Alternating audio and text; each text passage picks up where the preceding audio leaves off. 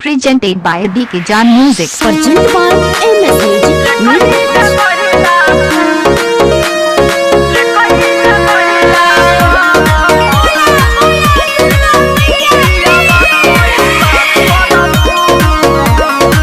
लागेला भीड़ बड़ी माही दुआरी हो, पूजा करेला लोग आचार पसारी हो, पूजा करेला लोग आचार पसारी हो।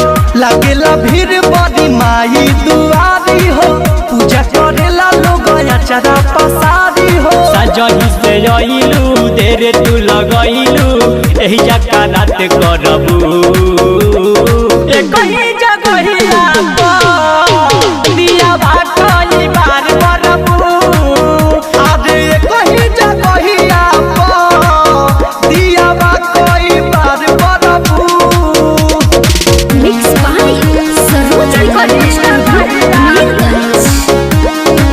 Presented by DK Jan Music.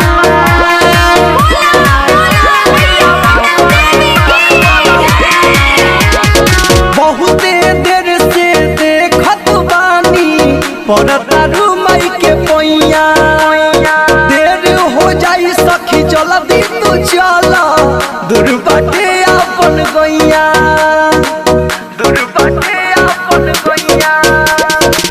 बहुत देर से देखत बानी परतारू माई के पैया, देर हो जाई सखी जल्दी तू चला, दूर बाटे अपन गैया। ले के सलाई चिलालू माई माई, लागे के ध्यान धरबू एक ही जगहिया दिया बा कोई बार बरबू। अरे एक ही जगहिया दिया बा कोई बार बरबू। Presented by DK Jan Music.